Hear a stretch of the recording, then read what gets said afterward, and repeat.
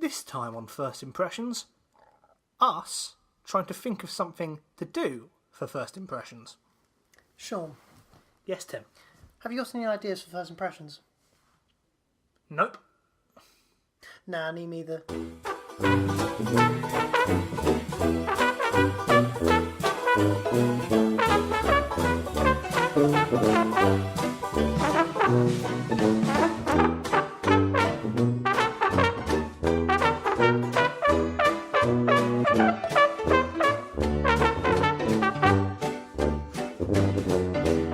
Ladies, gentlemen, and all other gender-specific pronouns, this is Two in the Bush.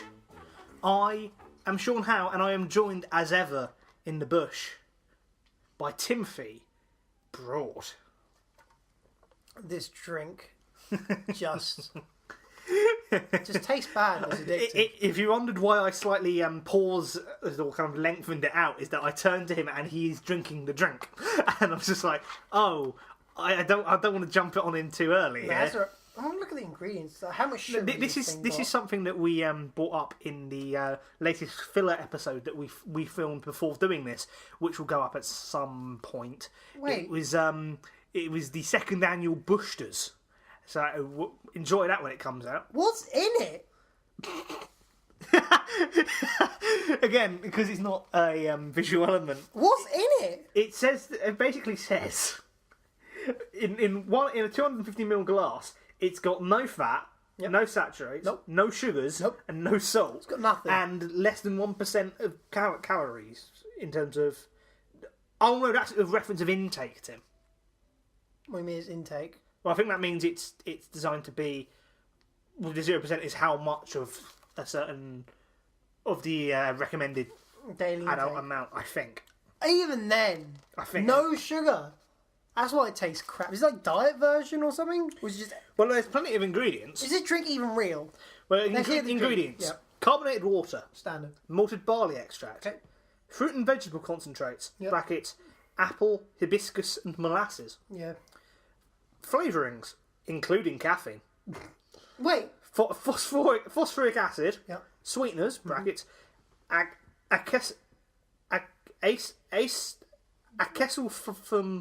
acessulfam K, sucralose, preservative, potassium sorbate, Yeah. and that's it. That's Unless if the next ingredient is allergy advice.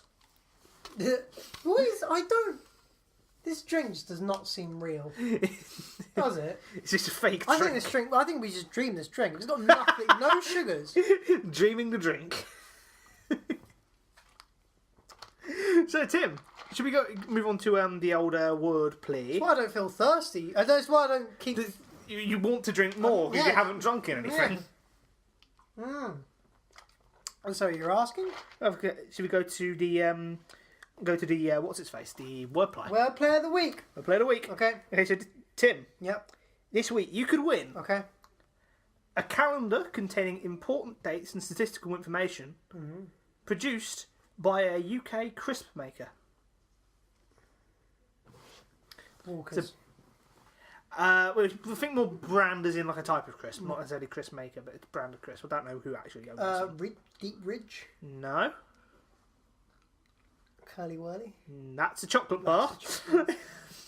Oh, hang on. So a crisp brand, Yeah, like company, or like a type of crisps that you can buy.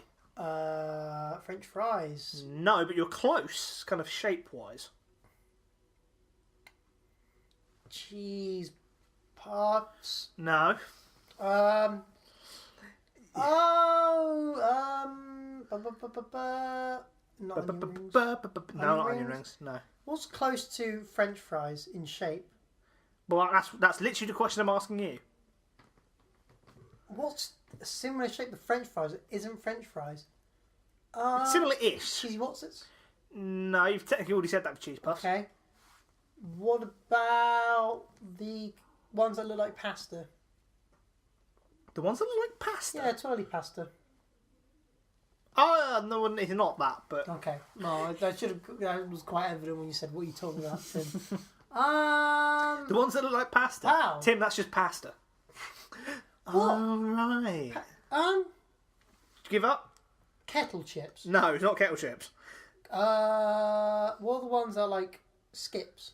No, it's not skips. So a similar shape to French fries. Kind of like they're long and thin. Am I going to kick myself? Doritos No. or nacho shape? No. Am I'm going to give it to you. And you didn't even touch upon the calendar containing important dates and statistical information. Well, that's a calendar containing advent calendar. No. Imagine if an advent calendar had statistical information. It tells on how many calories are in the chocolate and how many days to Christmas. The first one was a good point. The second one kind of trailed it off a bit, I'll be honest. Fine. Okay, I'll give it to you. It's an almanac. Knickknacks and then kind of an almanac. It's almanacs. What was, sorry? What's the joke, sorry? Well, the calendar containing important dates and statistical information is an almanac. So it's an almanac. What's an almanac? I just told you, it's a calendar containing important dates and statistical information. I've never heard of that. It's a bit weird, I know, but I saw the word almanac and I thought I can make a wordplay out of that, so I just Where didn't did you find hear a that? definition. I think it was on YouTube somewhere. Almanac. Almanac. Almanac. Who said that? I can't remember. Almanac. Almanac. The more you say it, the more it loses. That happens with all words. It sounds like an orc's name. Almanac. Almanac the Great. Mm-hmm. Slayer of the beast of Calais. Yeah. Almanac. Almanac. That's the stupid levels that these ones are worth. Knickknacks don't taste like Marmite. Really. You're getting them mixed up with Twiglets. Oh, that's why I didn't get it. Okay, what are knickknacks then? Do you not remember knickknacks?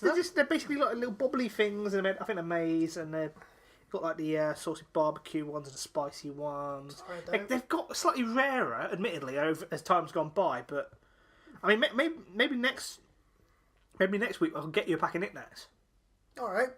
Okay, what about... Actually, that does remind me. I have been thinking about, given often with Feed the Roots, we try new flavours. Yeah. I thought that maybe as a way of kind of capturing all of them at one time, rather than doing one episode on it, is you could do a kind of semi sort of series within that series, and call it like a trip to Flavour Town or something like that. That's an idea in the alpha process, I'd say. Haven't mentioned about my new favourite crisps at the moment. Tyrrells. Oh, right. Go ahead. Are they the vegetable ones? They're the vegetable ones. They're right, amazing. Okay. I haven't tried They're those. so good. Because I feel grown up eating them. Because like it's beyond just like the classic. The crisp, the taste of the crisp isn't like isn't like a fake taste. It's just been like, it's not like extract. It's just this is the taste of what beetroot tastes. This is what beetroot tastes like when it's turned into because this is what carrot tastes like. It's amazing. I can't recommend any more. Sometimes maybe a little bit on the salty side. Also, I can't help but feel like you did a slightly odd choice of words there. What? Is that I feel like what you meant to say was that I couldn't recommend them any higher. Any lower? Did I say any lower? No, you said any more. It made it sound like you can no longer recommend them. I can't recommend them anymore. Any higher? Good point. And I would say they're as good as. Do you know why I went for them? Because they were next to the kettle chips. I just thought, I'll try them. That crisp shelf is probably a land of discovery for you. I'd say the best ones in Tesco's. The ones in Tesco's, they have so many packets of crisps there. Right. There's so many varieties. Their own brand ones aren't great. Actually, no, they're pretty. I thought you said that you liked the own brand ones. Well, I thought I liked them more than I actually did. Right. Once I compared it to others. It's like you had a lack of comparison. I did. Low crisp amount. It was a different experience, but it wasn't as good. Anyway, Tyrrells. Right. Give them a try. And Tim, do you want to talk about this week's band name? Playing on the playing band. Let's hear the band names. It's only one, remember? Because only the one. Yeah. This week, a band name is Glaswegian Paella. What's a paella? I've heard the word. It's a Spanish dish. It's kind of like rice and fish all lobbed in a pan. And sounds quite just. It's quite nice. Okay, so you get rice and fish. shove it in a pan. Yeah, Fry it? and it's basically the Spanish equivalent of bubble and squeak. With a fish. Sort of, but with rice. Well, it's kind of like a cross. It's like a cross what between. sauces do you put in it? It's not really a sauce sort of thing, but it's got plenty of spices in it. Google it. Googling live on air. Paella. How do you spell that? Pae. Yeah. L. Yeah. A.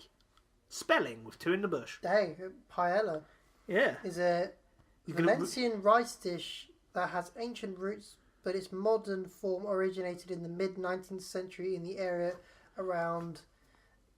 Not even going to try. Can I have a go? Albufera Lagoon. Hang on. Albufera. Yeah. There you go. And yeah, okay. So what? Sorry, what nation was it? Sorry. Glaswegian. Glaswegian. Oh, it does look nice. Kind of looks like a curry. It's got the. It does look a bit It like looks a like curry. a rich curry. Yeah, but it doesn't taste like a curry. Trust me. No. Have you had one? I have many of them. Did you have one in Glasgow? No. Where did I'm interested in where the Glasgow came from. It was I think somebody was using it as a euphemism. For?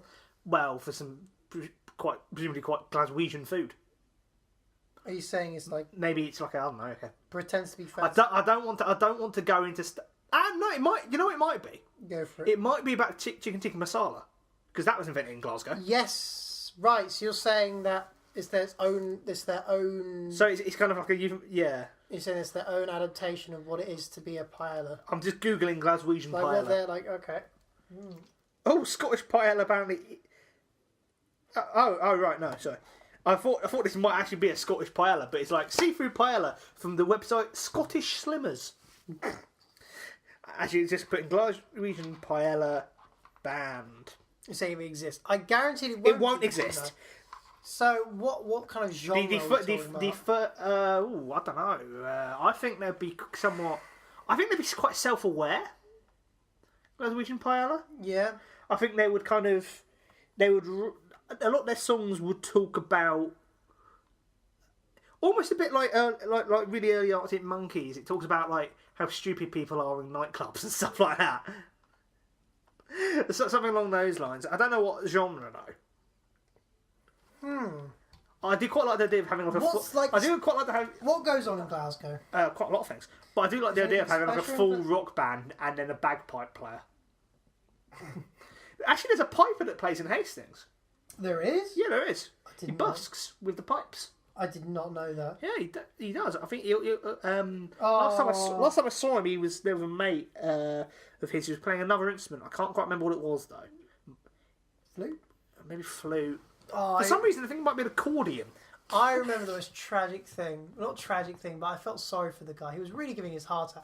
But there was this guy singing in a pub. It was an open mic. And I think he was singing Danny Boy. But the problem is he couldn't reach the high notes. Oh. So he had to go down a tone. It was so jarring. Danny Boy. Yeah. It'd be like, I think when he reached the high bit, he'd then drop down. And it would just be like...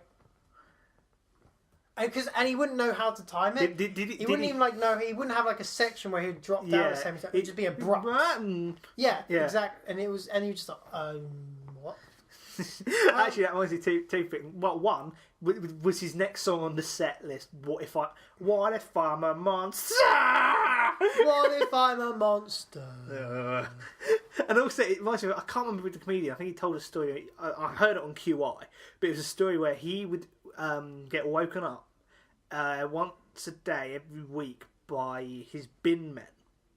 That were doing, but not by them doing the bins, but because all the time one of the bin men would be singing "Don't Cry for Me, Argentina" to himself, but he could never hit the final note. He never knew where it was. So apparently he was woken up every day by "Don't Cry for Me, Argentina." Tina. So he wouldn't reach the proper note, so he just didn't know where it was. Argentina. So for years and years, you just hear him slowly getting into it. The end of it. Oh man, that'd be a nice story to hear. He gets to the end of it, or maybe there'd be like the drama bit where like one day he doesn't arrive. Oh no! And you go hunting for him and hear him to perform. He's just on stage like a cabaret. I know. It'd be such a. Speaking of singing, yeah. segues into a story that I had, because I went to a concert this week. Yes, you did. I went to Wembley Arena to see 21 Pilots. Now, I remember you telling me before, but could you remind me what's 21 Pilots about? They are a band. No, what's the name? Sorry, about. Oh, the name. I know the genre is like pop right. rock. Okay. Pop rock, The name is a reference to the Arthur Miller play All My Sons, where in a way of making profit, the main character deliberately sells 40 parts to the American not Navy, Air Force, and that caused the death of 21 pilots. Oh, why does he sell 40 parts to the? Because he used the logic of I need to put money in to put food on the plate for me and my family. Yeah. So it's about the it's about the struggle between doing what is right and doing what may not something you may need to do. So were you saying he'd make a 40 parts so people would come back to him for more business? Maybe. I don't know the exact plot of the play, but I know that maybe much. Maybe he was anti-Aryan at all. You know. That'd be a long game plan if that was the case. Because of 140 pilot caused 21 pilots to die. And oh dear. Yeah. And then it became a band. I hope he enjoys jail through that guy, whoever's in the story. So, but why? But why do they choose that? Well, as I said, it's a. Does it have to do with their music and genre? Well, their lyrics are quite. What's the word I'm looking for? I don't want to say deep because that. This is the one where he sits in the car in silence. Yes, I've shown you car radio. I have footage of him doing car radio, which I specifically took for you because it's the one song that I've shown you. Is it just why he just sits down and he's just sad all the time? The rest of the video where he shaves his head. Yeah. Yeah. And then he just mopes around. It's all grey and then goes into the crowd of all still and with the big little drop. And yeah, this is referring to the music video of Car Radio. If you didn't realise, otherwise, it just sounds like we're talking absolute nonsense. Which country were they from again? Well, they're from America. Oh. Yeah, they're an American band. Okay, I thought you said they were... Oh, yeah. I said they're from Ohio, because they are from Ohio, sorry, which is in America. Sorry, I don't know where... I forgot where... You're from Earth? Yeah, I'm not from Earth, I'm from Missouri. Yeah, that's on Earth, dipshit. Where's that from? That's from Avengers Infinity War. I'm afraid I have not watched Infinity War. Well, I have. Although... It's when Iron Man encounters... Well, Iron Man and his mates... I think Spider-Man and Doctor Strange encountered the Guardians of the Galaxy. And it's Quill saying, I'm not from Earth, I'm from Missouri. Yeah. References. Is it a good film? Oh, yeah, it's a good film. Yeah. I know it's a very good film, and I love the ending to it, of how melancholic it is, but I just wanted to say it in such a way. Just, yeah, it's alright. Yeah, my problem... is that I understand that at the end... No, I need to go and see Captain Marvel. I understand they set up the ending of Infinity to bring in Captain Marvel. Yes. Her Captain Marvel...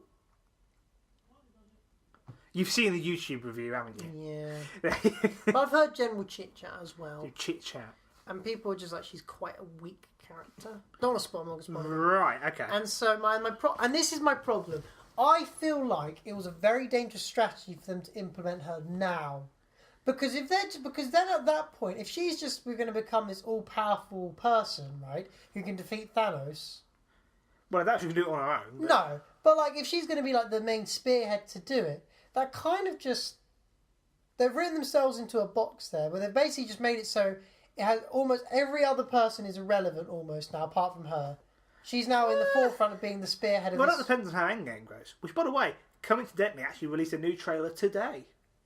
I bet you should be the spearhead. Probably. And it'll be annoying because we only have had one film. I mean, this is coming from a man who hasn't seen the first film. I know they got their ass handed to them. I don't know if you heard that, I just got a buzz on my phone. I didn't hear it, it's alright. And it's just an annoying thing where occasionally the news app, which I don't really use, just decides to... I've basically just got a notification on my phone saying, MPs now want to delay Brexit. So what happens next? It gets delayed. Yeah. It's quite a simple answer to your question. Right, what happens next? Nothing. Well, Nothing. Gets delayed. yeah. What happens when your train is delayed at the station? Doesn't turn up You on the stay platform. at the station. You stay at the station. Gets cancelled. That's what happens. What happens now? Nothing. Well, if that's the case, I hope that Brexit ends up missing the last train and ends up getting a cab completely for free from Ashton International.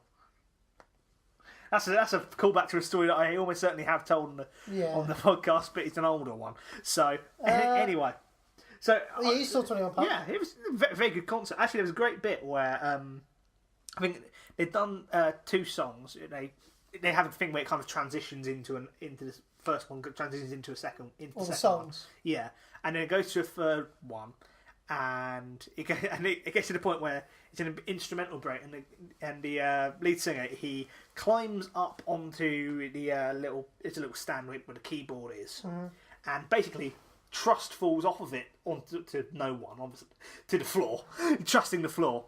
All the lights go out. And in what I can only describe as not enough time to get up there, suddenly spotlight comes on. He's in the crowd, in the rafters. And the thing is, he'd been wearing a kind of almost a balaclava almost for the first couple of things, and then at the end, when the rest of the song finishes, he takes it off and it reveals that it is him there. And it's like, how did you do that? How did you do that? Because the thing is, it was up. I was up on like the a higher level, so. It's not like he could have gone through like a tunnel or something to get there. He would have had to have gone through the backstage, and so unless if somebody else was originally doing the first couple of songs, which if it possible. Is, then Jesus Christ, that's a very good. It was a very good impression if that was the case. It's entirely possible. I mean, could be. And so he just appeared. Yeah, and he was very quite close to where I was. Not close enough to be able to take a proper film of it, but it was the same sort of. It was close. I mean, hypothetically, if I'd have had another ticket... Was it a great atmosphere? Yes. Excellent. Yeah, it was good. It was good. Also, the support band was quite good as well. Whom were they? They're a band called The Regrets. American band again? Yes, an American band. I think it's female-led, so you've got female vocalist, guitarist and bassist. I think the drummer's a bloke. But they're doing some very good stuff, but I do feel a bit bad for them because not a lot of people, but there were some people, including the person who was in the seat next to me, right? That missed them. And how come he missed him? He just wasn't there. They I don't know whether they had travel issues or actually no, they said they were at the bar. I remember they said it's physically at the bar. There's no excuse there. Yeah. So I'm just going to give this as a kind of call to action for anybody who's going to big concerts. Watch the support act because firstly they might not get the opportunity to perform to that big crowds again, and secondly, almost all of the bands and artists that you like have been support acts and will probably be support acts again. So they need your support in that front. Do you reckon 21 Pilots must have been a support band? They were. They definitely were. I remember they did a tour with. I think they were supporting Fall Out Boy. Actually, it was actually the ultimate emo tour because you had Panic at the Disco on that tour as well. Oh my god! Part of me wishes that I had seen that tour. You emo. I know. You utter emo. You're wearing. I'm wearing black jeans. You're wearing a Pokemon shirt. Yes, he's black. But... God, you need to go get yourself a wolf shirt, don't you? I need to. Again, that's a reference to. The bastards. I'm going to put my fringe over my eyes. Well, I mean, I've got that. I've got the long hair. You've got the longer hair now, so... I can do that now. Edgy. Also, I had a bit of a thing where I'd somehow managed to well, when I got there, it was a bit of a squeezy when I got there, but I wanted to get there before the show started. Yeah. And I get in the queue, and... It was the weirdest thing because it was a completely bizarre shape. Mm-hmm. It's like you had the entrance, and the line goes away from the entrance basically, and then it kind of does a sort of 45-degree turn to, if you're imagining this, to the right. Yes. And then a 90-degree turn, and then another 90-degree turn again to the right, and then it kind of winds around in kind of a way and then goes back on itself and then does that again It was the strangest. Was this how people just Yeah, I think queued? it was. Yeah, I don't know. Or was it barriers? There weren't barriers. It was just how people queued. How bizarre! But also, it was a really quick queue. It Excellent. went really quickly. So credit to the people working at Wembley Arena who was getting all the people in and doing the security checks. You were doing your job very, very well. I remember. And also the guy who was at the one that I went to, because there's 3 different people checking security and tickets and all that. The guy who was doing it for me was making puns to do with 21 Pilots songs as he was going along, and I rate that a lot. I think was the last concert I went to. I think it's probably still the one where it was my brother's friend performing live. That was cool. Oh, right. They've changed their name since then. Oh, and right. they also if they're struggling for band names, then maybe they should listen to this podcast. they should. No, I think they got a good name. I think their last name was pretty good. I don't know. Maybe it's just like I think maybe it could have been like people changed in the bands. They just thought we should. Oh right, okay. So just kind of start in a new chapter, I guess. Back. So you saw them. Yes. That was good. Yes, it was. So I see United. I understand you saw them. Yes, I did. I saw it on the same day, which made the travel a bit tricky. The trains were fine though. Yeah, I managed to get there in time. Hence, we've only just arrived. It was a very busy day, but it was a good day. It was a good day. I actually had okay trains myself when I was going to London was fine. Going back, Well, that being said, I did have to wait in Charing Cross Station for about 45 minutes because the last 2 trains to Hastings, one went at 10:30, yeah, and then the next one went at 11:45. Ooh, And was also really, really, really, really busy. I can imagine. Although weirdly, that did allow for the strangest thing that could possibly happen on public transport. It was on time. No. Somebody gave you a seat. No. What happened? There was a conversation between strangers on a train. I've had that. Which I took part. Which I eventually, it was happening around me, and I thought, oh, yeah, I'll just put my. Was it? Were they? Did they come from the? Not from the concert. They didn't come. They weren't from the concert, no. But it was quite an interesting conversation, and having like a good old chat. Mm-hmm. And there was a couple of. I think most of them got off at either Sevenoaks or Tunbridge on the line. It'd probably be. Most were Sevenoaks, but also. Oh, I thought it'd be Tunbridge. Because Tunbridge often that's where trains change.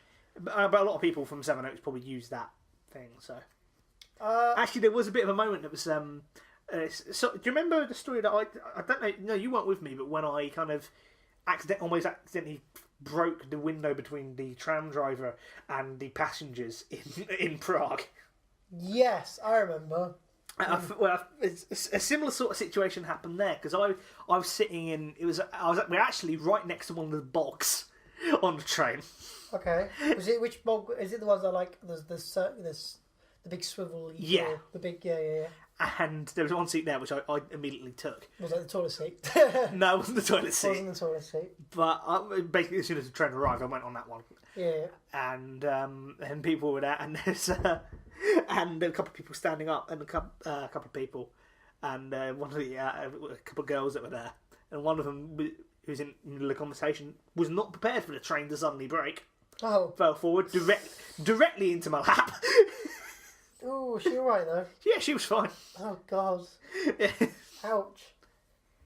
Damn, you got to always hold on to the bar. There probably wasn't really a bar for her to hold on to at that Probably stage. not, no. Certainly not one in my lap. Did she just go straight? No. Basically, in an attempt to kind of stop break her foot, she basically just completely turned around and was almost like sitting on my knee, except a bit further that way. Damn. Yeah. That must have been bloody awkward. It was a bit, but. What did she say? Thank you. Just go.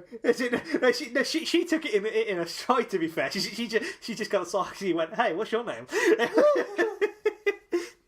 Was she like our age, younger, older? Kind of our age, probably maybe a tad bit older, but I don't know. I mean, I didn't ask because that would have been rude. Yeah, fair enough. Yeah. Unless the conversation went that direction. Yeah. What was I going to ask? I was going to say that I haven't really had much eventful happening other than the fact I have been able to use my telescope. You have. We actually used it tonight. Yes. And got it was very good images of the moon. Exquisite. I will be buying new eyepieces. for it, so I can get more out of it. Because currently, I'm topping out at about 180 times magnification, and the thing can reach 260 times magnification. So we're not even. We're hardly near the max, but it will cost a bit of money. A bit of moolah. But hey, it's very nice. Very nice. Very happy with my purchase. And also, my journey, I went up to London, met up with my brother, played a really fun Dragon Ball Z game with him. Oh, what, on like an arcade? Or? No, card game. Oh, card game, right. As I said, I watched it, a very long time ago. And... I never watched Dragon Ball Z. Don't hate me. I don't think I was actively watching of my own choice. I think it must have been that I was maybe with my brother around one of his friends' house who really liked it. Probably the guy who we actually ended up meeting on the Sunday. Right. And I was alright at it. It was a really fun game. I understand about the power idea. The power is it's over 9,000. It's like to do with basically they have a thing that measures how powerful somebody is, how they enhance their powers. And I think the scale's a bit broken. Oh. Because over 9,000 apparently is quite a mediocre score. Like, just over 9,000 is pretty mediocre. Like, 5,000 is like the worst. 10,000 is completely average. And then beyond that, you start getting the really powerful cards. Right, okay. Dragon Ball Z is one of those things where it does feel like it sets itself up as kind of like this person is this powerful and this person is this powerful, but in the attempt to get more plot lines, the power went more and more to the point where you just have no idea where anything is. No, apparently there was a recent next evolution of Saiyan level. Right, okay. What's his name? Goku. Yes. He reached another level where there was a big tournament of alien people. Of course. Because there all has to be a tournament. And basically, in order to win this tournament, he had to basically absorb all the powers and all his kind of different iterations from every single previous thing. And he just had white, crazy hair. Right, and, okay. And it was just okay. Okay. So, but it's a pretty good Go game. home, Dragon Ball Z, you're drunk. The only problem is, I think it's like a game which people can make a fuck ton of money just actually buying and selling cards. Right. For example, my brother's friend Paul, he bought a pack a big. Okay, do you remember do you ever buy match tags? I did. Right. Do you remember when you bought them in you buy them in they were in a box. Big box, yeah. You can just buy a box or just a whole box, right? And they were selling it for about 80 quid, right? This whole box. Right. And the truth is, all he had to do was find 3 cards, and he had a pretty high chance of getting one of those 3 cards. Yeah. All he had to do is get it once, and it's worth 100 quid selling on eBay. Right? So he's going to make a profit the moment he sells it, and he can undercut people. So he could just, as it were, it's like the lucky last hole when you go to Crazy Golf. Crazy Golf. You can just keep cashing in. You always make a profit. You just get more and more cards. Which you had a tendency to do. You're quite good at the I used to be. God, my stat skill is long gone. I had a brief moment in a couple of years back. Actually, quite a few years back. Actually, I think I was about 13, 14. Well, I did it 3 times in a row. I remember. My technique is on point. The power I've nailed now. The power is perfect. It's just I need to. Maybe it's not because the direction is. The power would be perfect, and it just ran out of power as it went into the hole, so it'd be perfect. The only problem is obviously if there's any deviations, it's going to get affected. So I need to put more. We should go and play Crazy Golf quite soon. It's not quite the season yet. It's a bit miserable. In fact, it's weird because the weather's been crap in the morning, okay during the day, and then when I want to go to use my telescope, I've got half an hour until the clouds roll in. Yeah. And then it's just crap again. But I managed to get away with it. So yeah, that was my weekend. And maths at college. I'm not even doing maths. I'm doing art. Doing art. Well, you're doing art, but you personally are doing maths. And I wish I could show you this book because it has the most beautiful diagrams. But my God, geodesic domes. Yeah. And on that note of just sheer confusion at the maths, I think should we move on to our second segment? We shall move on. One in the hand. This is the best jingle we could come up with. Go ahead and try to make a better one. It's one in the hand. It is indeed. This one is a pretty special episode. Even if I do say it myself. Well, that's because of the idea that you had now. When coming up with themes for One in the Hand, I haven't explained what we do yet, but we come up with themes for it. But because what we do, or what One in the Hand is essentially our own fictional card game, and we describe it as being a bit like the top trumps of life, of all life. Instead of being fast cars or Doctor Who villains or anything like that, it is life. It is life, and everything that it entails. Fictional, non-fiction. Concepts, anything can go. Anything can go. There are no limits. Any scale. For example, already in our database, because we keep track of what they are. We do keep track of them. We have Soul Band, Earth, Wind and Fire, Kermit the Frog, Pringles, Cones, and the front side of the Titanic. Specifically the front side of the Titanic. Because that broke away. It did break away. So... Now, what we do... We give every... Sorry, I did completely interrupt you there, but that's fine. I was just going to blurt out what we're doing this week. Fair enough. Well, what we do is we give each thing that we do for this a score for 6 categories. And these categories, entailing all life, are speed... Yep. Intelligence... And then I got a bit stuck, so I reverted to what I know. So the other 4 are style, control, damage, and aggression. And they also are given a special skill. For example, one here is Stephen Strange, and his special skill is... Wait, are you Sherlock?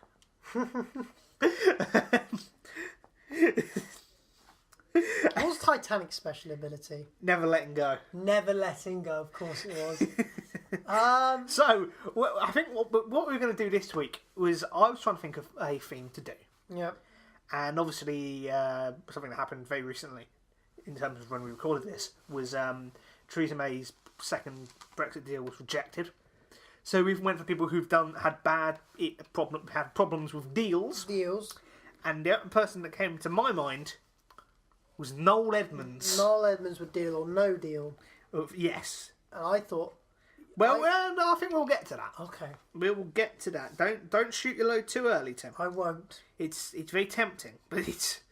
otherwise, both sides aren't going to be satisfied. Correct. Anyway. Right, so Noel Edmonds. Here we go. So, we'll start off with speed. It's hard to tell because... Ad breaks. Oh, that's a good shout. Ad breaks in Deal or No Deal. All the time. The episode was only 30 minutes long. How many ad breaks were there? About 5? 6? I think it was half an hour. Was it a half an hour show? I think it was. No, it's like yeah, Deal or No Deal, I think it's they're like 2 ad breaks. Normally there's only 1. It'll be 2 ad breaks, I'm pretty sure. I think. But that's... Oh, you just dropped a bottle that you were fiddling with and it hit the stand with a microphone. You have lost your bottle. I have lost How's your bottle? It's gone. So, ad breaks. I would not say he's a fast man. No. He's normally quite slow when he talks. I wouldn't say he's like manic. He's quite... He's not so... He's got a voice. He's got a good voice. And clearly with these ad breaks, he can't keep it going for too long. Nope. But again, he's an older man. That happens. I feel like he's been perpetually 40. 50. 60. He's 60. He's just been perpetually 50 years old. Forever. He came out of the womb as 50. Yeah, he did. Not only looking like he was 50, but with all of the wisdom that comes. Although we'll move on to that with intelligence. But I think speed. Well, for comparison's sake, we did do cards for each other. Your speed is 20, mine is 15. Okay. I'm almost certain that you are faster than Noel Edmonds. Do you think you're all faster than Noel Edmonds? I mean, I would hazard a guess. I'm getting a call. I'm going to deny it. Denied the call. The call has been denied. So, but let's imagine like a running race. I feel like that I have the blessing of you from my side, so I feel like I would beat him in a race. I bet he's good at long distance jogging. I reckon he's just one of those people. He does seem like this. He does seem like the type, doesn't he? I think like he doesn't like do extreme, but he just keeps his body in check, so there's no wear and tear. Maybe not be quick, but it's I'm thinking 11. The rest 11. 11. Now intelligence.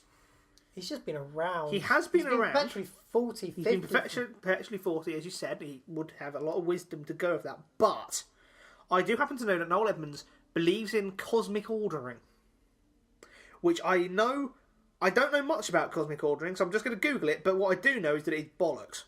I feel like he might have been friends with Mystic Meg.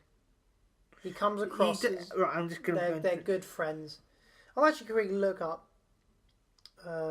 Cosmic ordering is a type of positive thinking proposed by Barbel Moch, who believes that a person can simply write down their wish list and wait for it to become reality. No. No, I mean, no, in so many ways. It's just Well, firstly, he's on a healthy optimism. Yeah, where are you going to? Oh yeah, actually, interestingly, on the intro of the Wikipedia article, it says, in the United Kingdom, disc jockey and TV game show host Noel Edmonds has become the main media promoter of Moore's work. It says a lot. I feel like those views only came into effect when he had already reached fame. Yes. He was already in the money, so he could think whatever he wants. It's going to have little to no repercussions in his life. In fact, any news is good news for a celebrity. So any news is money. So is money. Yeah. So we have to go to a certain point. I mean, you could argue he's playing the game. He's playing a meta game. He's saying, "True. If I believe in these things, good things will happen. Oh, people want to talk, want to hear what I have to say. Well, give me a bit of money and I'll tell you. It's nonsense, but it gives me money. So So I don't know. I'm thinking a 20s, but It could be just average. we'll go straight down for 25. 25. 25 it is then. Has he got a degree? I don't know. I mean, I'm obviously, not degrees willing a to very do it. snippet amount of it. I'm going to look it up now. Okay, that's fine. But while we're there, No. how about style? He's been wearing the same clothes. Floral shirts. Very floral. Often white based. Yes. And he always has the same hair. Of course. Does he have facial hair? I think he does. I feel like he had a good moustache. Well, I'll tell you what though, if your facial hair is at a point where you have to ask, did he have facial hair? And it can't be too good.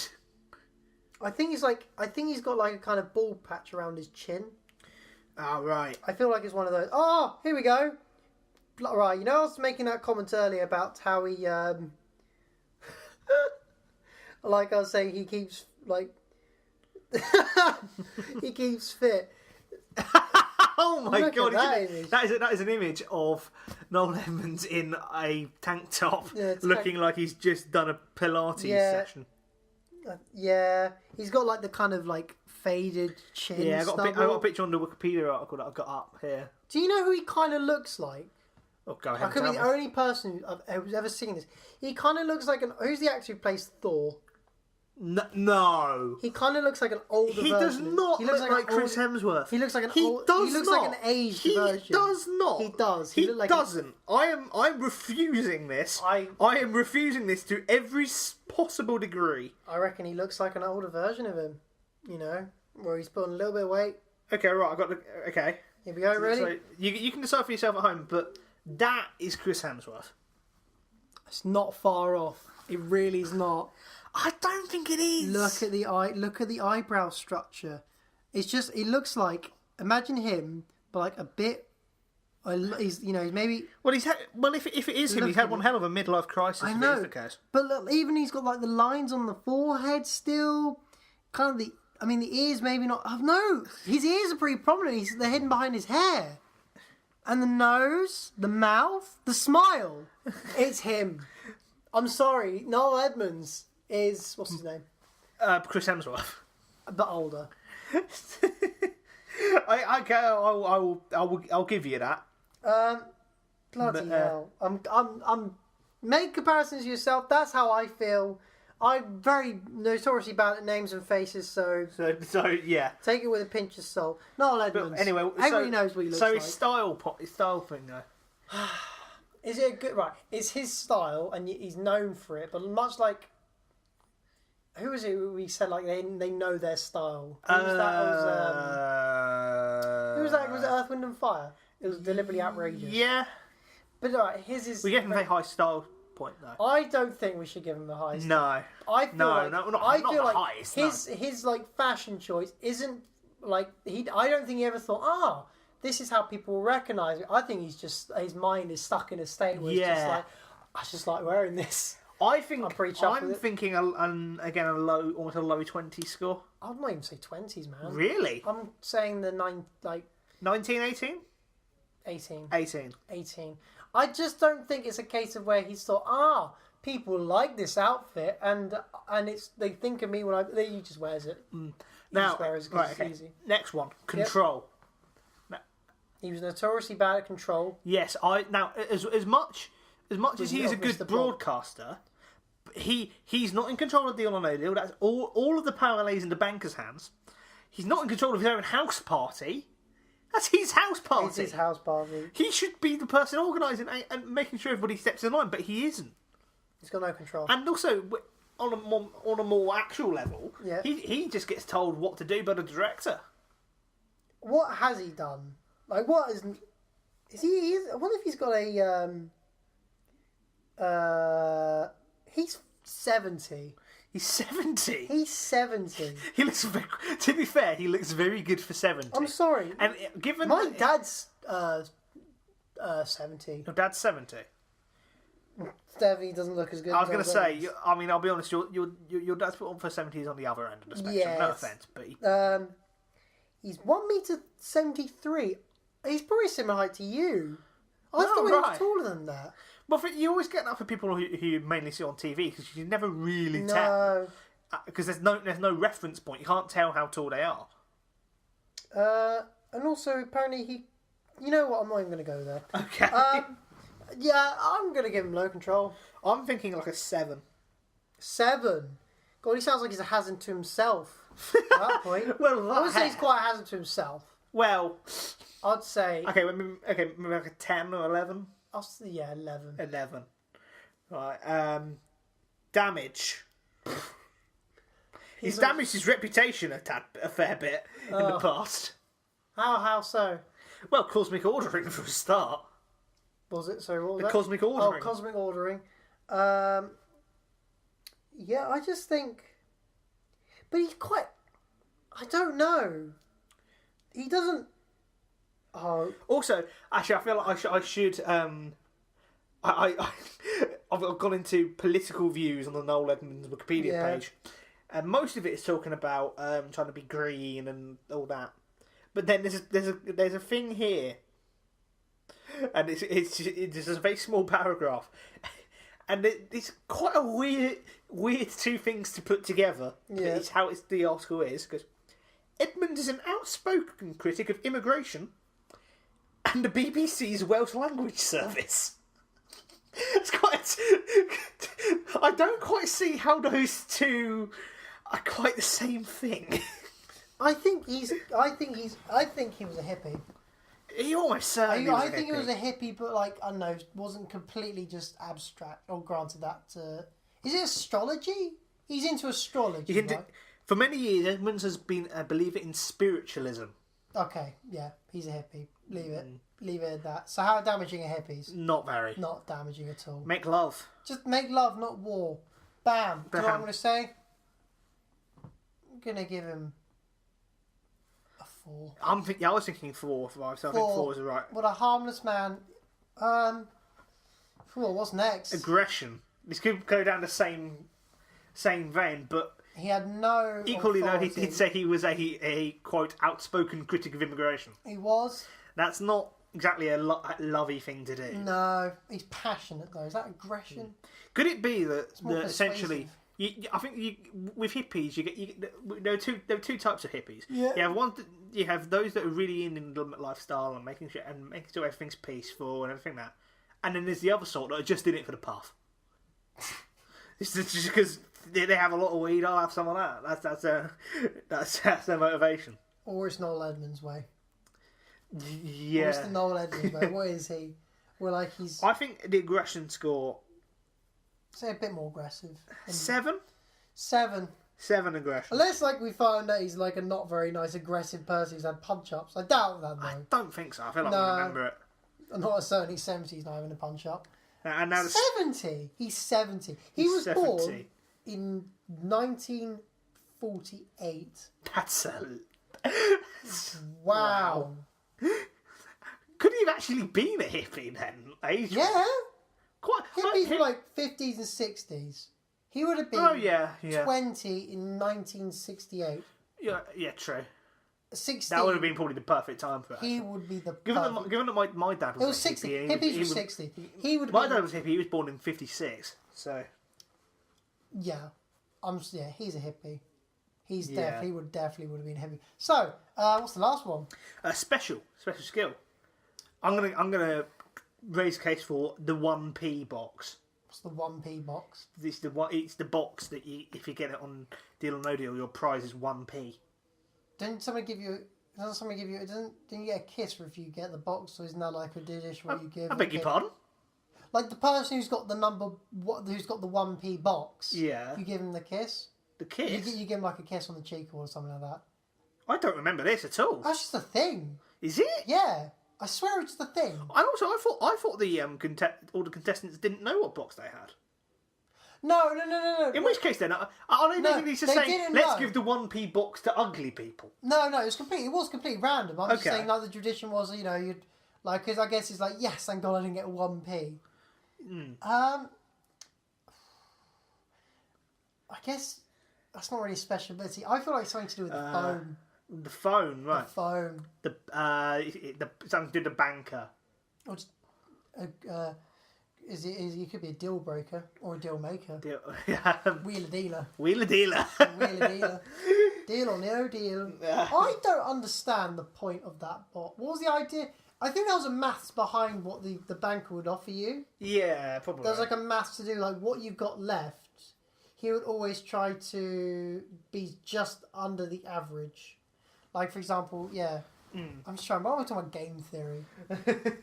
Like, I think there was somebody left with 250 and 100 grand, like, super rare, and like I think he offered like 150. So it's kind of meet in the middle. Meet in the middle. It's lower than half, which is 175, I think. Yeah.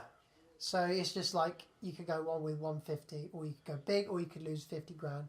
I'll be honest, in that situation, if I was in that, I'd have just gone with whatever my box is, because ultimately £100,000 isn't bad. Well, you don't know what your box is. I know, but if the option is between £100,000 and £250,000, oh, I would have gone for it easily. I would have definitely gone for it because it's one-time opportunity. Yeah. Wasn't there an option to swap your box? Yeah, at the end. Isn't there a mathematical one that you should absolutely swap it? I can't remember. Isn't there like a statistic?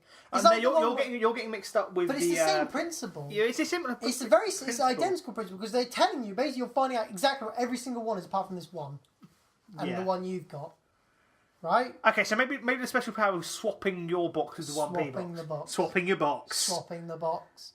I'm pretty sure. Like, what is it? I can't remember what the game theory is now. It's like there's three prizes and then you pick one and then they show you one that isn't. Yeah. And then it's like, do you want to switch or stay? And it's like, but technically, weirdly with the maths, that means that you're, instead of having a 1 in 3rd chance, the chance of the door that you didn't pick having the prize is now 2/3. For some reason. I don't understand. Is it because basically all of that failure is then bunged onto that success? Or something like that? I guess you would expect it to be 50% because now the option's gone to a 50-50. Well, no, but the reason is because you picked your box, the one you picked, when it was a 3rd. So that probability doesn't change. No. Because that situation hasn't changed. It's like now one has... It has 66%, basically just to add up the maths. Technically, that would have a 50% chance, but your one still has 33, and the other, however much it is, doesn't go anywhere. I always forget how it works, but like the maths behind it. But I quite like the idea of it. You'd want to switch the box then? 100% want to switch the box. Yeah, play the odds. I would. If it's like, is it 30 boxes? I think it's 20. So you got a 1 in. So your initial box goes to a 1 in 20. But the thing is that you don't know what your box is, but you know what But in that situation of swapping the box, there's only 2 boxes left. Yeah. So your chance of so that would just be 50-50 at that stage because you know that this is either this or this. It isn't a case where your box could still be your box still isn't going to be the 1p if No. you've already shown which one the 1p box is. Yeah. This is a question. What would you do if you had the 1p and the 250k out of I there? think that has happened once. I'll go. I'll take the middle money. Yeah, I'll take the middle Absolutely money. take the money. I'll be like, honestly, But what would the middle money be? I don't know. Also, has anybody ever tried to negotiate with a banker? I don't think you can. Oh. I think it's a mathematical based. Yeah. Yeah, because I remember there was like a mini game you could play, like a really simple game. You could like a mini game, like on a cheap console-esque thing. You just played one game, it was deal no deal. Right. Yeah, and it was like you could tell it was math based. Anyway, so should we move on to your? Yeah. Right? So, aside from deal, no deal, Yeah. what's Noel Edmonds famous for? Noel's house party. And who was in the house party? The only party member, I'm pretty sure. Unless it was like a celebrity who came on as well. Well, I don't know. I didn't really watch it, No, but I neither do. did I am aware of Mr. Blobby. Mr. Blobby. I want to go for Mr. Blobby as my... Right. Okay. Well, Okay. Let's start. Speed. He's on crack. Yeah, it's on crack. But I know he's quite beefy though, and he's quite flammy, and the man is in a costume, Yeah. and that's going to slow you down. Here's the thing. It's weird. It must have had like air being sucked into it to keep it pressurised because it was so kind of. But it's probably just solid though, wasn't it? Like the costume was solid rather than being saggy and made out of felt. Yeah, I'm looking him up now. Right. Okay. I'm going to look up more about Mr. Blobby. But anyway, I think his speed is low while you do that. I'm thinking an 8. Maybe it's... Actually, what did we give the Kaiser Chiefs? Because the Kaiser Chiefs, we gave that they're having to run along with their instruments. Mr. Blobby is a character featured in Noel Edmonds' Saturday Night Variety BBC television... Oh, House Party, portrayed by Barney Killer Bee. Killer Bee? What's her name? And was a brainchild of British comedy writer Charles Adams, a writer for the show. Well, just quickly, the Kaiser Chiefs' speed was 12, and they're definitely going to be slower than the Kaiser Chiefs. Yeah. So I think 8 is probably the right one to go for. Goodness me, so terrifying! Why did we think this was... I didn't watch it personally. Well, neither did I. It's rather before our time. But, Yeah. You know, we're going for it anyway. Oh my god. Now, intelligence. None. None at all. It's so mindless. No, it's gonna have intelligence. I'm thinking 2. 2. Straight away, because he wasn't best at taking hints, was Okay, how intelligent is a toddler? What intelligence would you give a toddler? It's that. That's what Mr. Blobby is, a toddler. Probably about 2 or 3. 3. Let's give it 3. Let's give it 3. Okay, style. I mean, polka dots, they're an acquired taste. That's putting it nicely. Tim just gave me a look of like, you're not going to defend it, are you? 0. You're thinking 0. 0. Actually, hang on. Actually, yeah. Because technically, we have no evidence. That's Mr. Blobby is naked. He has no clothes. He has no clothes. We have no proof of that. Does he have a bow tie? He had a bow tie. I know, but just a bow tie isn't really gonna. That is not. God, now you think about it that way. It really. Look at him. Look at him. I mean, that's just terrifying. I'm gonna give him one style for the. No. Just for the bow tie. If you say bow ties are cool, I'm not saying out. that. I'm just saying it's a bit of clothing. Right. Okay. Right. Okay. So one style. Okay. Control. In the same way that a wolf t-shirt is an item of clothing, default 1. Yeah. Control, Tim. Control. I think it was a psychopath. Oh, right. Okay, right. So what do you think that would do for the score then? I don't know. No, I don't think it was a psychopath. You could buy VHSs of Mr. Blobby. Of course you can. Oh my god! This existed. This existed. It did. This existed. This and is it not still perpetually exists today. Yeah. The costume, it still exists. Okay. Oh my... I weirdly, I don't think I'd want to see the costume without somebody in it. I'll be It's just like a horrified. blobby condom. A blobby condom. It's a blobby condom. A blobberdom. No, it's just this blobby condom. It's a blobby. It's used. Oh my. What do we do for control, Tim? I don't... He was meant to, I can't believe we're saying it's he. Just because it's got Mr. in the front of it. Well, look, I mean, we actually come to think of it, given that he isn't wearing any clothes, surely we should be able to see his genitalia or her genitalia, but there are none there. I think he's just got a void. He's got a void. He kind of right, Mr. Blobby. His control. He caused chaos. But he was aware of what he was doing. Right. So you're saying I think he probably would have a higher control score than He had more Edmonds, though. Niall Edmonds, high control than Niall Edmonds. I'm thinking his score is 11, so maybe 18? 18. No, we've already done 18 today. 19. 19. Makes it up. Damage. Damage, he was the destructive one. He's very much a collateral type damage. I'd say like 27. 27. 27. Well, I think a bit lower than that personally, because I mean, hang on, I'll get up. Stephen Strange, who has superpowers, has 35 damage. So you're saying that Mr. Blobby is on the level almost of somebody who has superpowers? Do we even know that Mr. Blobby could be an alien? He probably is. In that case, you're right. 27. Yeah. And this one's good. Yeah. Aggression. This is the angriest little blobby man I've ever seen. Is he angry? What is he? I don't know. No, he's manically happy. Well, he's manic, but he's that aggression. Can that come out in aggression? Just happy. Aggressive, happy. Sounds Is like he a aggressive? D&D class. I don't think it's aggressive. It's just delirious. I'm starting Okay, what, so I'm you starting think to you get like Vietnam flashbacks of Blobby. God, I don't want to think about Blobby anymore. I want to get this done. What would cause? Can I say? You know what would cause you to have a blobby flashback? Like, do you just see like I don't know, like a plate of sick or something, and it's just going to remind you of Blobby? It was a Blobby condom. Blobby can't tell. Okay. So, are you saying that he's not aggressive at all? No. Okay, right. So, maybe. Oh, he's evil. He's evil.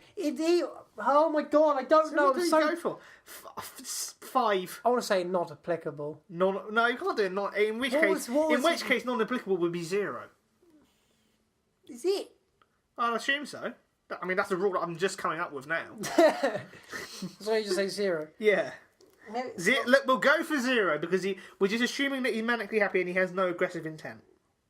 Let's pray he does. Yeah. We don't believe it, but we find out more, if there's like a blobby scandal that comes out, we will change that number. But okay, what about the special skill?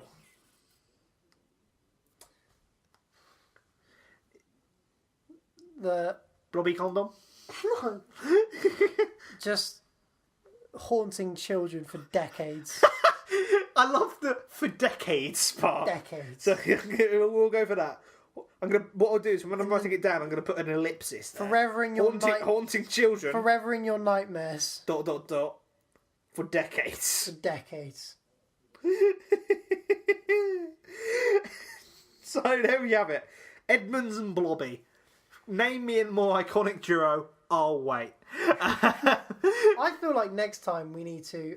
have we not done duo, kind of duo... I think we should do more duos in future, because some of them... Okay, yeah. But like maybe... Oh, I've got a good one next time. I don't know if it'll be a good one. I'll say it after this. Okay. So you should keep it a suspense. Keep it a suspense. And on that suspenseful note, should we move on to the next bit? We shall move on indeed.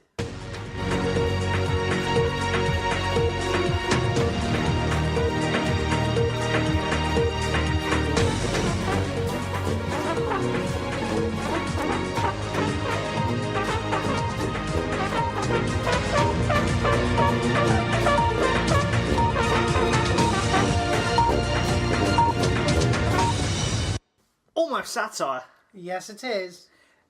Indeed. It is. It is. Almost satire. The game where I get cut all the time. Well, not necessarily all the time. Am I currently just slightly above average, aren't I? I believe so. And what we do in Almost Satire is one of us gives out 3 stories that have happened at some point in the news. I mean, Tim basically nicks them off a card game. I actually find stories. Hey, I might as well utilise. You might as well use the source that you have. But and but one of them has been modified in such a way so that it is fake. Well, it's an augmented truth. Yes, an augmented truth. And our co-host has to try and figure out what the augmented truth of the three is. With the car game, by the way, Yes. the one story is just completely outright fake. Oh, I don't know. I've said this before. I don't know. Last time I had the ultimate meta when I managed to say, I don't know, I'm doing a double blind. Wow, my skills. I remember that made me feel happy. Now, why did we talk about that? My amazing fuck ups and deflection skills, rather than just me going, stupid parrot. That was again in the awards thing that we've got. Yeah. Salt. Anyway. Salt, okay.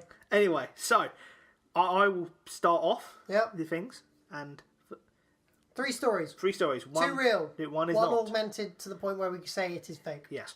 Or based loosely on truth. Okay. Right. First story. Yep. Fox News host Pete Hesgeth has confessed on air that he hasn't washed his hands for 10 years Okay. because, quote, germs are not a real thing. Speaking on Fox and Friends, Hesgeth said the infectious microorganisms did not exist because they couldn't be seen by the naked eye. Mm-hmm. His confession came after his co-host mocked him for eating a piece of leftover pizza. In the same way that you can't see his brain, therefore it isn't real. That's a dig. I like that a lot. Bam. Bam. You can't Take see that, with the naked Hesgeth. eye. He hasn't got a brain. Oh, look through. Oh, I bet you would say, oh, if you go through a CT scan, you can see it. Look through a fucking microscope, you can see bloody bacteria. With Idiot. your eye. With your eye. That is more real. It's more real than a CT scan. Far more real, because a CT scan is having to create colour from sound. I think it works through sound, Right, okay. right? Whereas a microscope just uses light. it through light and mirrors.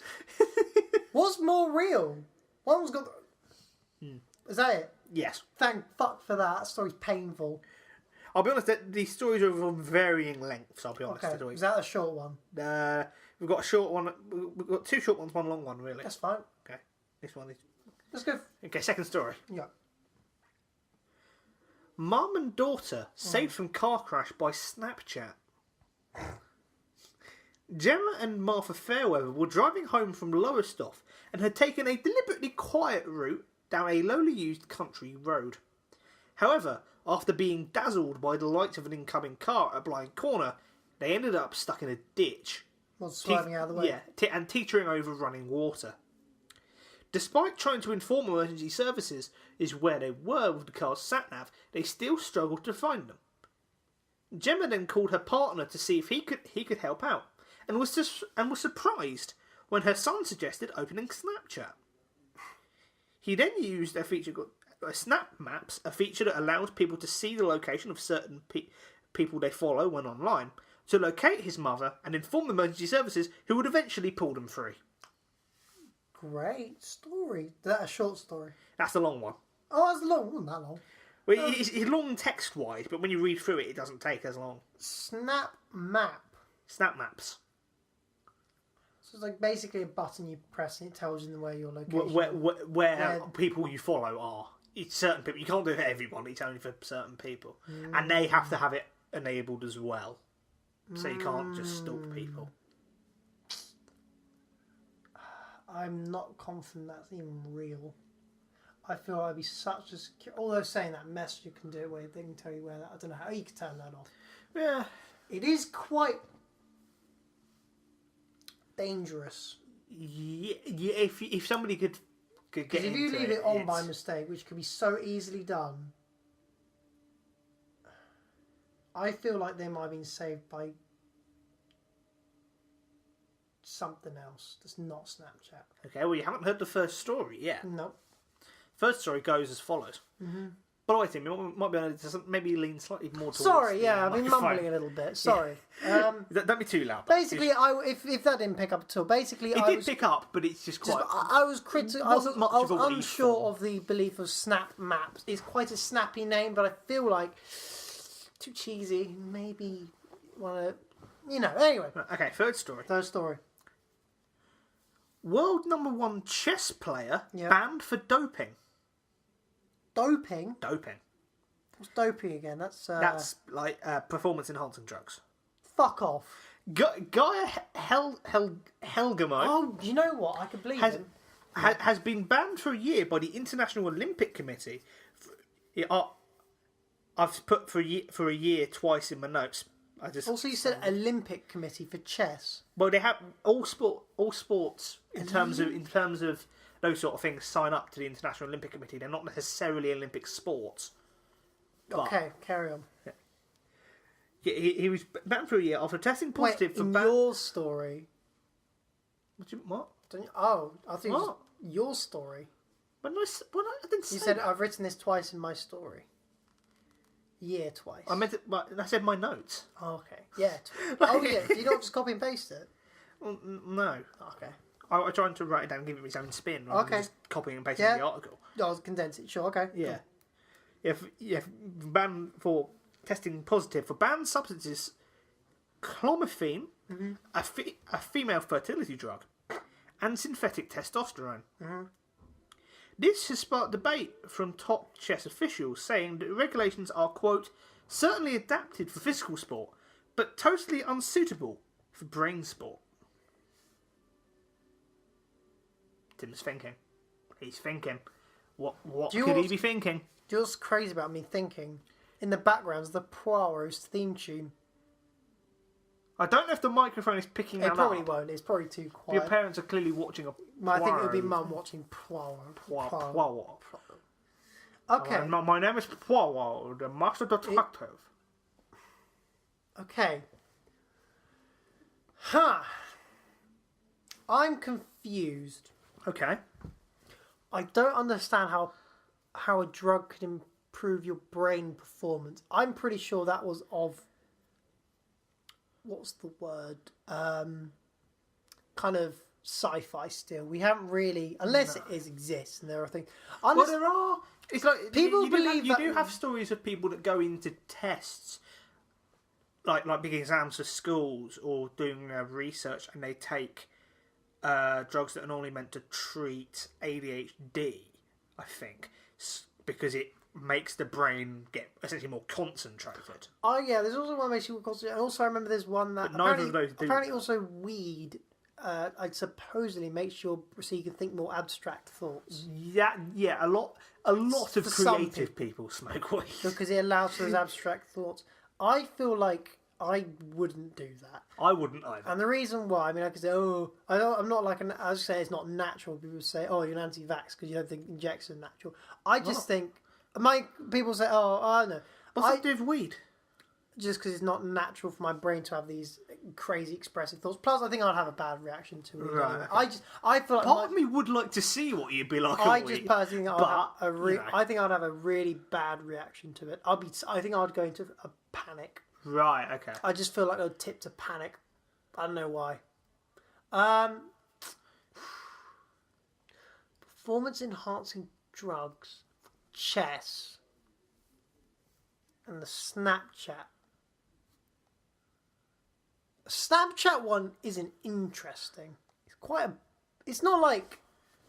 I don't know. I don't know. Okay, what was the first one? Go to the first one. The first one was the Fox News host who claimed that he had not washed his hands in 10 years. No, I believe that. Okay. Because he's an idiot. I mean, he works for Fox News. Like, shit, of course. Oh, you could be playing me! You could be playing me for a fool!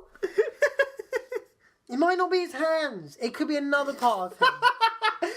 I've got to really think, because no, sometimes yours are really, like, sometimes they're clever, but sometimes they're so dumb, it's like, oh, yeah, he didn't really shop on fucking bullshit. Like, sometimes it's so, like, BS, the story's hardly different at all. In fact, you know what? I was salty about the grave one, alright? The story is so little different. Oh, they were just going through surprisingly found graves. They knew it. That's not the same. Calm down. The only difference. That down. was the only difference. Calm down. It was the only fucking difference. It's not. Fuck off. Tim loves this game. The dog that went missing, it died. Same difference. Same difference. It's not around at the moment. He hasn't what? Do you know what? This guy hasn't cleaned his arse in 10 years. Oh my god! Right, he's wearing adult diapers. Oh, 10 dear. years straight. Oh dear. What could have been not done for 10 years? Who hadn't washed his hands? No. If he's not washed, no, that's bullshit. How can you not wash your hands when you're washing your body? When you're washing yourself, your hands become clean in the process. They have to. That is a good point. Either he's an idiot, he really is an idiot, and he thinks, I've never washed my hands in 10 years. Of course you have. Of course you have. Absolutely. Your hands go in water, they've been washed at some level, right? That's bollocks. That story's bollocks. And I don't care. Do you know what? I don't care if he's lost. I don't care if I lose. Because the man's an idiot. If he hasn't washed his hands for 10 years, right, one he has, or he just hasn't had a bath in 10 years. And if that's the story, he hasn't had a bath in 10 years. Fuck off, right? Oh my god. It's done. Give me a minute. Right, there's my answer. Well, I wasn't expecting that. There's my answer. Your answer's walking out. Right, the answer is... What even provoked you to do I don't that? know, because I'm just thinking about because I was thinking about the clever twist of the story. It's going to piss right. It's fake. It's something, another part of his body or part of something that hasn't washed. Okay. Like he hasn't washed his dog in 10 years. And the dog is now dead. Okay, if it's true, tell me. Okay, cool. Okay, right. So that's your answer. That's my answer. Okay, right. That's bollocks. Well, I can reveal. And I tell you what, it is fake as well, because he has washed his hands, so I win anyway. His story's fake. He's a fake man. I've never washed my hand in 10 years. So how did you wash your body? With my elbows. My feet. My feet.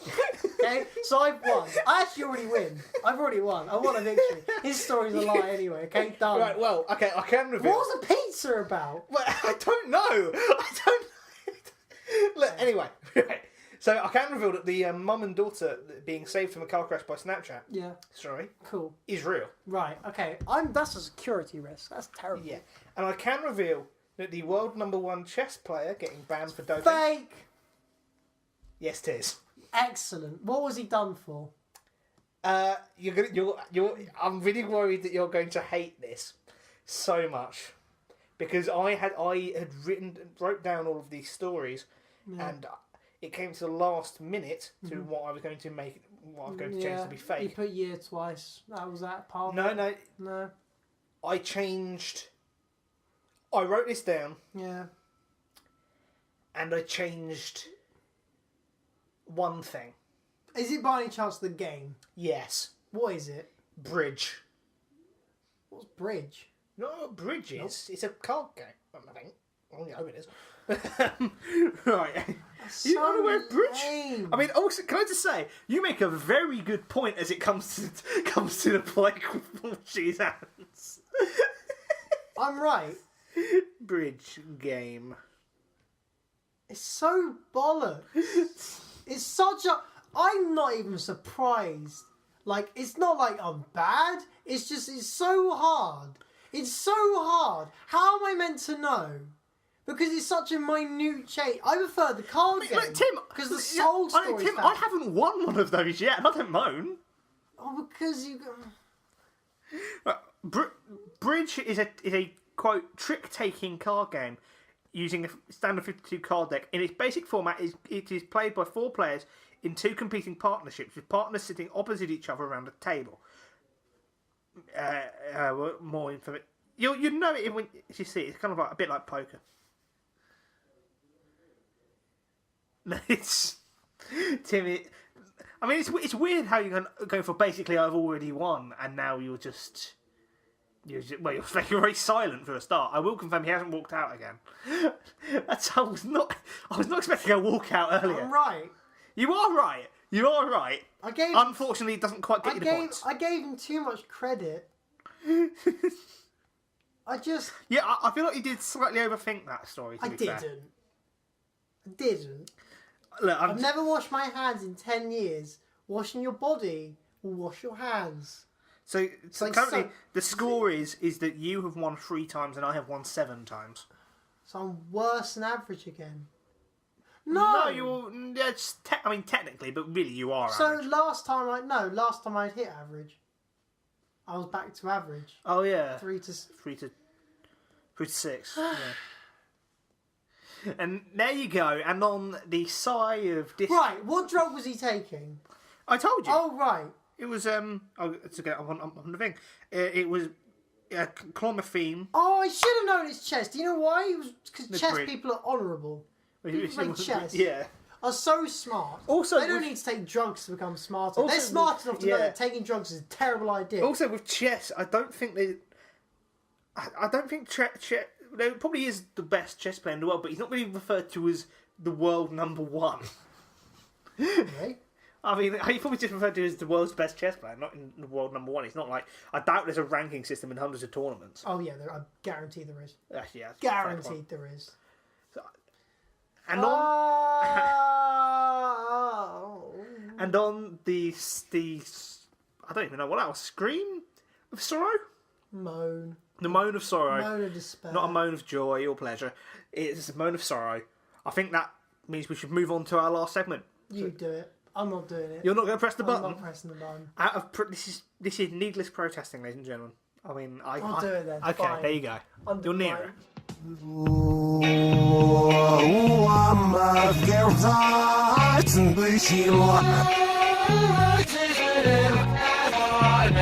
It is time for the final segment. It is. I'm feeling a lot more Calm, calm and collected, and Rustling prepared paper. to have a nice, fun round of bottled of alternatives. alternatives. Now, what we do each week with bottled alternatives is we take a section of a popular song. It's easy for me to say. And we take those lyrics and make every one of them the opposite, and then we charge our co-host with figuring out what the song was from the opposited lyrics. Oh, I think I might have. Have you got them wrong? I might have got my lyrics wrong. That's a good song, but Tim, while you're doing that, Yes. would you reckon you'd still be able to manage to explain to us why the segment is called Bottled Alternatives? I may be able to. Okay. So, during Sure. the 19th, mid-20th century to early 21st century, there was a British broadcasting, don't tell me, British broadcasting telecoms, Corporation. BBT. Yeah, I was going to say. BBT, man. It's like getting me BBT, neither. isn't it? British. Name either. Me either. British Broadcasting Corporation show called Top of the Pops, where once a week a live band would perform live. Actually, the second one's in inverted commas. It was a real band. It really did They were a happen. dead band. Dead band. They just flopped on the stage. Performing live. Surprising Yeah. that the crowd could get so into it. It was just full corpses on the stage. Yeah, so they weren't actually performing. It was a lie. But if you get the words Of Top of the Pops. Top of the Pops, the reverse opposite them. Bottom of the alternatives. Yeah, and we've been enjoying this game since pretty much day one, right? Yeah, it has Is been this here the since one day thing one. that hasn't been touched? No, it's a perfect segment, I'd say. We've had our general chit chat, but we didn't coin the term Beat "be around the about bush. till later. Yeah. So this is the purest of the pure. Yeah. In fact, in this time, we've had Electric Dreams and the Corbin Annual and the old version of Two older versions of Almost Old Satire. Satire, and we didn't have And we had an attempt to be one interesting. and one in the hand. We've got all of those Everything's segments. changed. apart from But that. Bottled Alternatives is the I saw, like, constant. yeah, I think it's just great. Yeah. We're never going to run out of songs, and it's never going to be funny to listen to No. to work out what it used to be. It's a good segment. Um, Do you want me to go first? I'd like you to go first. Okay. Well, my bottled alternative goes like this. Dinner on Sports Direct or cans of still water. Sports Direct. Guys without canvases, why dislike retreating out sensible? Whew. Nonsensical one. Nose hair or coal, parking meters. Sell yourself some of your despised stuff. Tim's thinking. He's thinking. I'm trying to fill for time here. Now, you get different types. You get ones that you can tell the rhythm what the old song used to be. But this was really nonsensical. Right, okay. This is the nonsensical ones, which are difficult. Now, what was the very last line? Sell yourself some of your despised stuff. Sell yourself. Now, is yourself the same? No. That's been opposite. Because I thought it might be the song. Express yourself, Jim. No. No. It's not that one. It's not Okay. that one. Ba-da-ba-ba-ba-da. Considering I don't have it, all right, let's go back to the beginning. That's where we want to Okay. go. We start from the beginning. Dinner on Sports Direct or cans of still water? Dinner on Sports Direct. So what's the opposite of dinner? Breakfast. Breakfast. Breakfast at Tiffany's. She said. Breakfast at Tiffany's is the phrase, but it isn't but that isn't the song. Damn. You just hit the I mic. Sorry. Breakfast at Tiffany's. Or Why Sports Direct? Tiffany's is a shop that sells diamonds. Oh. So I decided to go for whatever. I struggled with the opposite of that, so I thought it had to be a shop. A shop. So I went for Sports Direct. Yeah. Yeah. Or actually maybe said like Aldi or Lidl. Actually, that probably would have been. That's alright, but I got the. You probably would have got for like Tesco or something. Or somewhere you wouldn't expect to find the finest jewellery. Yeah. So Okay, so breakfast at Tiffany's or it's opposite of or and what was the last one you said? cans of still water. Now Breakfast at Tiffany's and cans. Opposite of can. What's the opposite of a can? bucket. No. Same concept of can Think of another way of storing a drink. in a bottle. Bottle. So bottles of, and obviously the same. Of. Still water. Moving, No, look. flowing. You know what? I'll be willing to give you this because I did struggle with Is this. it bare lips? It's bubble. bubbling. So I couldn't really think of an opposite for bubble. So I went for still water. Bubbling. Booze. I know, but that's what it's referring to. Bubble is referring to booze. Oh. So it wouldn't really be the opposite. So you said believe- still water, just bubbling. Yes, for bubble. Yeah, the word is bubble, but it's referring. I believe it's referring to champagne. Right, so the first line is Breakfast in Tiffany's and bottles of bubble. and bottles of bubble. Guys without canvases, why dislike retreating out sensible? Girls Yes, with now canvas again. This one is is it another pretty one. dresses? No, Oh, it's not the song from These Are a Few of My Favourite Things, is it? you are getting so close, but it isn't. It isn't that Is it song. the advert version? No. Of it, which was used for the Skoda building. No, the but car. it is essentially sampling the kind of sound of this, but in a different context. And Is it like a rap version of this? There was like, no. I remember there was a song that did that, and they changed. There are a up couple of some- songs that tend to kind of almost sample that rhythm. Did in it there. sample it? It didn't sample it, no, but it's like it was kind of a sample, not like So a. girls with Now I went for. Yeah, I will give you the opposite of canvases because I couldn't. dress. No, I was thinking. No, you're gonna hate me if you're thinking it's dress. It's no. I think as in canvases, as Painting. in like painting.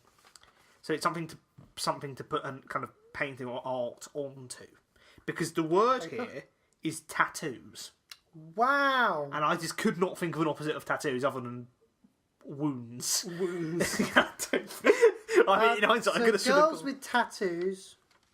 Why? When? No, I think of another W word, but Where? no, When? What? no, With? What? no. When? No, think it's who? What? Who? Who? Who? Yeah. Dislike. Who like? Retreating. I'll give you that. It's getting Getting. out. Girls who like. Girls with tattoos who like Girls who like. getting out. In. Sensible. Naughty. Another word for if you're being naughty, you are causing. Mishap. Another word for miss. Well, not min. Trouble. Trouble. Girls with tattoos who like getting in trouble. So the first line was No. the first line was breakfast at Tiffany's. Breakfast at Tiffany's and bottles of was bubble. Girls with tattoos that like getting in trouble. The next opposite in line. Yeah. Nose hair or coal. Parking meters. Nose hair. Think of another hair on the face. Just gonna say pubic. No, not pubic. Well, hair. I guess you could you not say a beard? Actually, no, it's not really a hair, but it's Could something you not similar. say that a beard is pubic hair? I suppose It technically applies it at the is. same time as armpit hairs could be pubic Yeah, hair. you say that as you're stroking your upper pubic hair. It's just the Upper one. pubes. It's just like one top on the left chin. Yeah, actually, because it isn't. This isn't really another hair, but it's something sort of similar. Something else. Spots. No. Think. Eyelashes. Yes, Eyelashes. Well, technically, the word is lashes, but the context is eyelashes. Okay. So, or, which is and, coal. Coal. Coal. Coal. Coal. As in Coal. diamonds. Diamonds! He got it in one. Parking meters. Taxes. No. Parking meters. Think of it. Cash. Parking. You're close with cash. Money. Parking meters. You put money in, and this is something that you take money out of. Oh, holes in the wall. Yeah, I'll give you that. The phrase is ATM machines. ATM. That's in the song. Yeah. ATM machines. Yeah, you go ATM Catchy. machines. Yeah. I don't know the song. Okay, you don't know the song? That's fine. The just- song is Seven Rings by Ariana Grande. Oh, Babyface. Yes! Oh, right. Okay. How's the song go I'll then? be honest, it's not a very good song. How's it go? Okay, well, you got most of it. Say the whole original song to me. Well, It's one continuous piece. this is a line, and it's kind of based off of the lyric. Breakfast at Tiffany's and bottles of bubble. Girls Girls with tattoos that like getting in trouble. Lashes and diamonds, ATM machines. These are a few. But it's buy myself some of my favourite things, because it's a song about flaunting wealth. Because why not? Well, It's not a good song. if you're running out of things to write about and you want, and you're basically and you want to lose credibility, write about how much wealth you have and how much you like to flaunt it. Yes, That'll always work out. there was well genuinely a line in the song which is. I ran out of other lyrics. So I thought I'd flaunt my there's way. genuinely in the song. It's like. I think it's like people said money can't solve all your problems. Clearly, they didn't have enough money to solve them. Capitalism. Do you know what? I actually really like that quote. I do like But that. it's a bit of a dicky thing to say. It's though, a isn't really it? cynical thing, and I love it. Well, so it's like you like it almost as a kind of like somebody is kind of almost detached in that sort of way. I like that. It's fair enough. I think that is a great line. That's like a line from the Wolf of Wall Street. Yes, it is. That'll be a line from the Wolf. It of Wall almost Street. certainly is actually. Like they say, money can't buy you happiness. Clearly, the person who said that didn't have enough money. Yeah. Right, so we'll go on to your one. Yeah, right. Going to go for a completely different tone here. You ready? Okay, here we go. As I said, there've been 2 liberties taken, Okay. but they're in good taste. Yes. You're the action man. Out the action space. Oh. Death isn't flesh. Hang on, what? Death isn't flesh. Isn't. I thought you said death is in flesh. Death isn't flesh. Death isn't flesh. It's not horrible. It isn't. It's inevitable. I can't comb your scalp. Okay. Suit up you nowhere. Suit up you nowhere. Uninspired. Death isn't my destruction. Right, where do we start? Well, the first line. So what's the first line? I'm afraid I would like you not to start. Actually, no, to be honest, you'll I get can do whatever I want. yeah, and to be honest, you'll get it straight away. You're the action man. I'm. Is it dirt or is it the same? Or is it A? A. I'm an action. There you go, done. Right, thank you for listening to the podcast. Please like and share and whatever you do. Yeah, You opposited Barbie girl. with Action Man. Yeah, that's a liberty. How did I not get that immediately? Like- as soon as I heard it. Yeah, like Ignore the action. What was the thing where it's like death is in flesh? Death isn't flesh. Life in plastic. Life in plastic. It's fantastic. It's not horrible. And I said, you can brush my hair. I said, I can't comb your scalp. Comb your scalp. I said, undress me anywhere. I didn't realise that was the lyric. I thought it was Dress me anywhere, but it said undress me. So what? So is Bobby now an exhibitionist? She must be working at in Amsterdam, eh? In the red light district. Red light Barbie. Red light Barbie. Red light Barbie. Let's do that. Okay, well, I think that's right. I'm pretty sure. I want to just. I thought it was and dress me. No, undress me. Undress me anywhere. That is odd. Unless that's wrong, but Well, let us know if you know the proper lyrics to Barbie Girl. You can contact us on Twitter at Bush Pod. Unfinished. I'm sorry. Or email us at twointhebushpodcast@gmail.com. I'm saying that so I don't have to do that in the last bit. Right. So then the last simple line is: imagination, life is your creation. Uninspired, death isn't my destruction.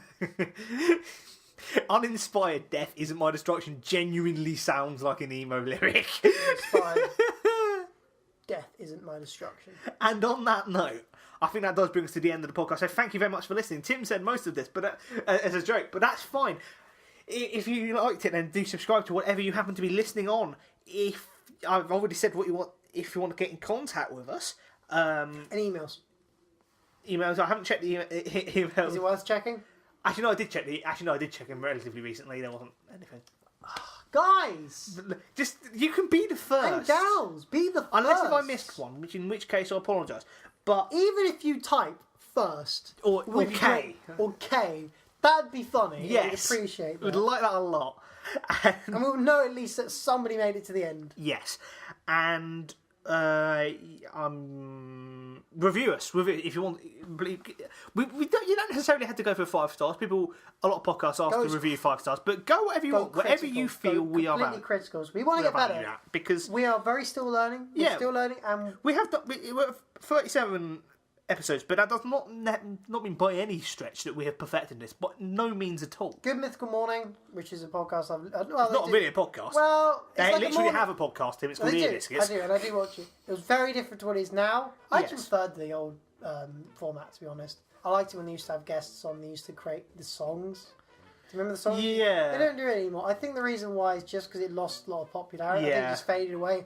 Willits are more popular, as we can say. Yeah.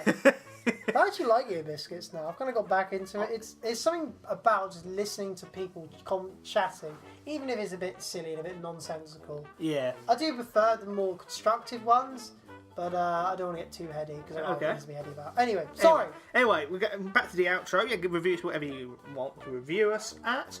Actually, I'm going to quickly plug a new podcast that I have released. It's a solo one. It's about professional wrestling and how I would book certain situations, fantasy booking. It's called Throwing the Book.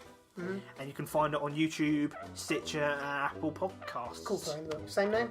Throwing the Book. One word or Throwing the Book. Throwing the Book. Yes. Okay. And you can find that there, and then there'll be, if you want to contact that once you've heard it, you can find it out there, because I don't want to put that in this outro. And with that bit of laziness, I think that brings us to the very, very end. So Tim, say goodbye. Goodbye. And it's goodbye from me.